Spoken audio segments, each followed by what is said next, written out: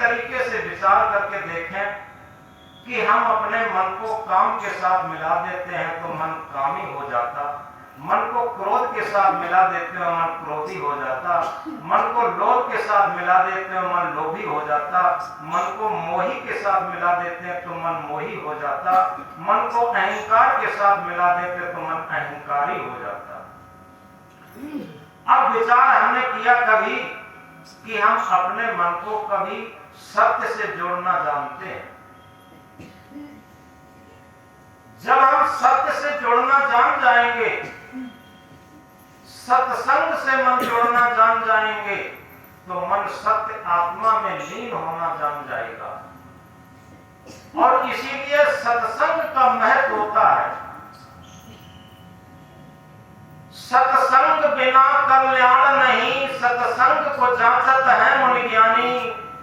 सत्संग बिना कल्याण नहीं, सत्संग को जांचत है मुनि ज्ञानी। शेर के संग में श्यार आनंदित, पंडित के संग मूर्ख ज्ञानी। मिश्री के संग में बांस की कीमत, दूध के संग बिकावत पानी। गेहूं का है सुन रे बथुआ, सत्संग प्रभाव लगे तो पानी।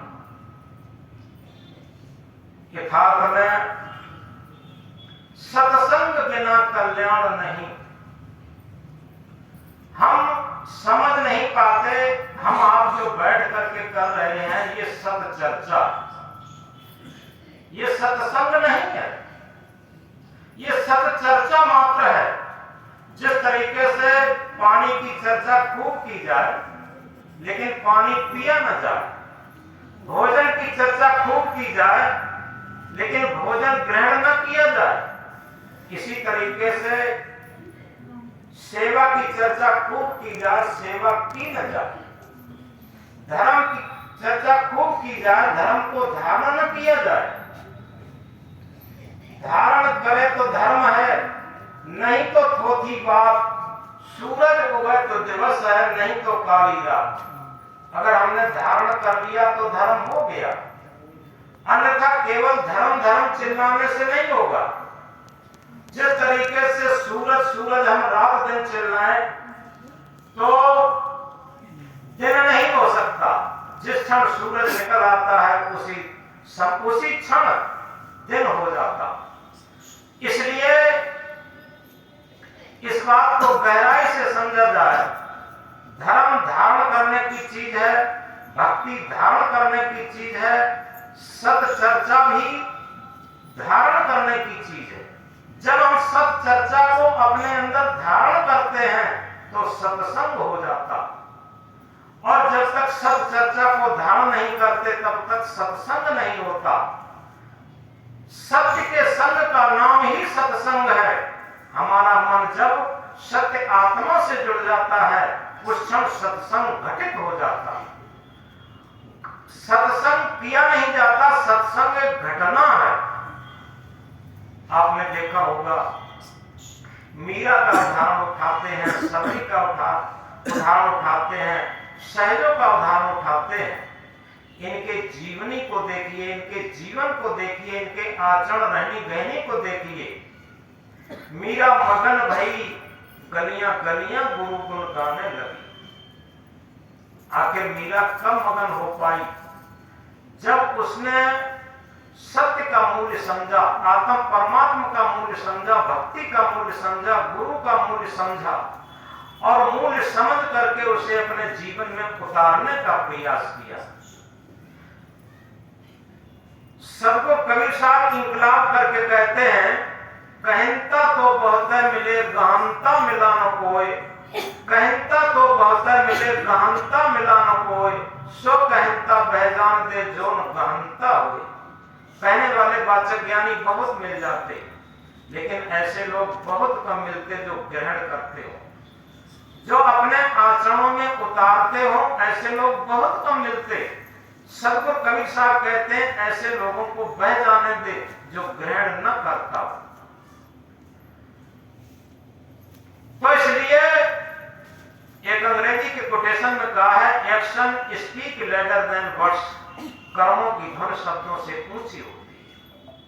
हम भले ही बहुत बड़े प्रवक्ता न हो, बहुत बड़े गायक कलाकार ना हो कोई बात नहीं, लेकिन जीवन में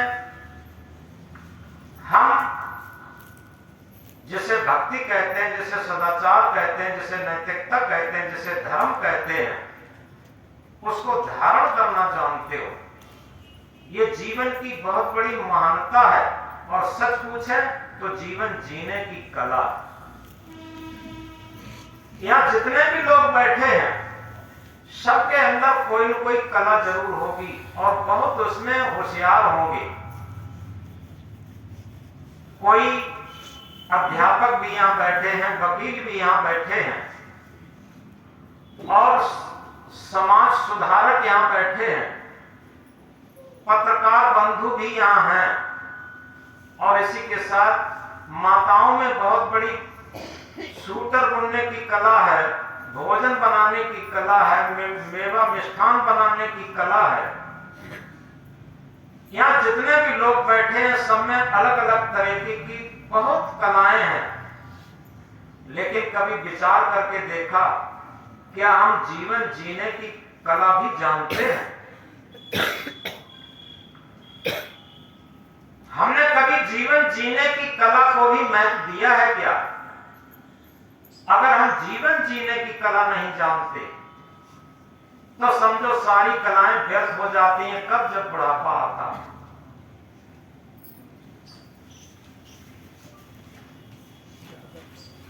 एक छोटी सी बात समझेंगे। 4 यात्री जा रहे थे,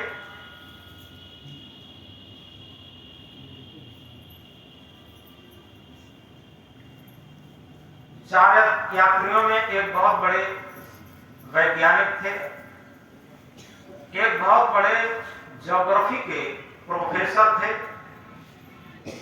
एक बहुत बड़े अर्थशास्त्री थे, एक बहुत बड़े इंग्लिश के प्रवक्ता थे। ये चारों लोग जा रहे थे। आगे एक नदियां पड़ती है, बड़ी नदी थी, उसमें एक नाविक नाव चला रहा था। तो बाबू लोगों ने कहा कि भाई हम लोग नदी पार करके देखते हैं। मल्ला से कहा हम लोगों को नदी पार कराओ। मल्ला ने कहा ठीक है बाबूजी, चलिए बैठ जाओ। किराया पूछ के बैठ गए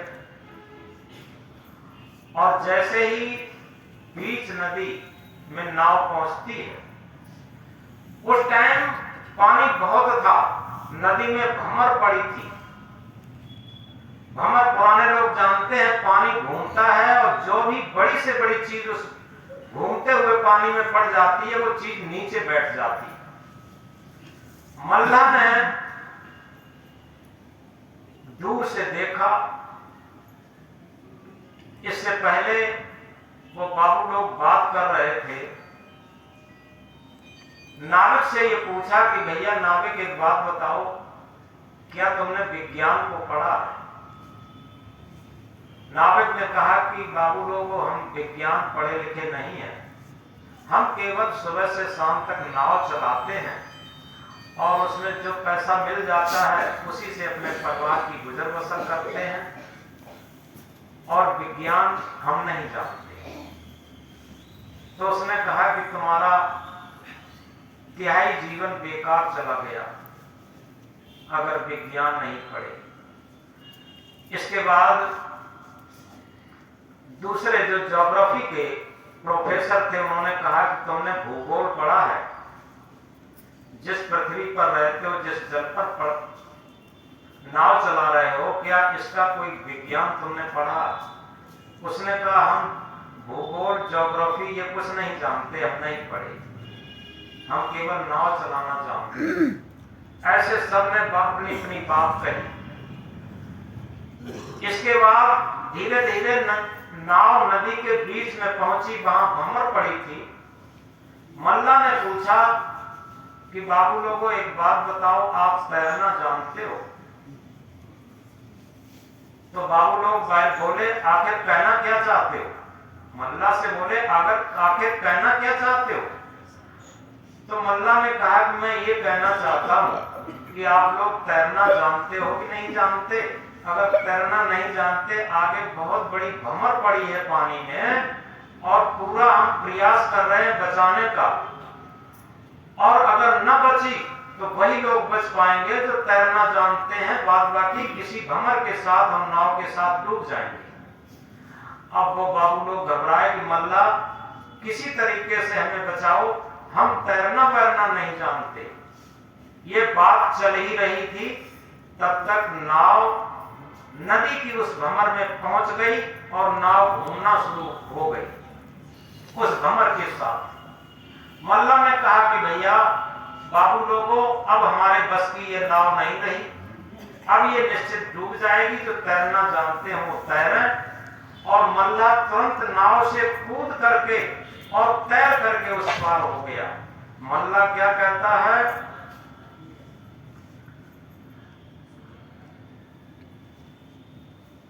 हम तो हुए तैर कर बाबू सरता के उस पार, हम तो हुए तैर कर बाबू सरता के उस पार, जाने बिना तैरना बाबू, जाने बिना तैरना बाबू, जीवन है बेकार, बाबू जीवन है बेकार।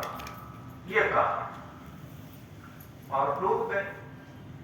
ये एक दृष्टांत मात्र है बात को तोड़ने के लिए। क्या हम दुनिया की सारी कलाएं सीखते हैं और अपने मन में अहंकार करते हैं कि हम बहुत योग्य हैं, बहुत इंटेलिजेंट हैं, और अपनी योग्यता की पूरे जीवन डींग हाँकते हैं कि हमारे पास इतना धन दौलत है, इतनी पद प्रतिष्ठा है, हमें लोग इतना सम्मान देते हैं। ये सब बहुत छोटी चीज है। क्या हम अपने को जानते हैं? क्योंकि हमने दुनिया को जान लिया। ये मोबाइल का प्रचार आता है तब कहते हैं कि दुनिया को मुट्ठी में बंद कर लो, लेकिन जितना हमने दुनिया को मुट्ठी में बंद किया उतने ही सारे लोग टेंशन में चले गए। इस बात को गहराई से समझें। दुनिया को तो कभी मुट्ठी में हम बंद नहीं कर सकते। हम केवल अपने मन को भी मुट्ठी में बंद नहीं कर पाए तो दुनिया को कैसे कर लेंगे? इस बात को समझें। जितना दुनिया को मुट्ठी में बंद करते रहे उतना ही हमारा मन विकृत होता चला गया और टेंशन में चलता चला गया। उतने ही इस संसार सागर की नदियां में हमारी नाव डूबती चली गई और सारी कलाएं बेकार होती चली गई।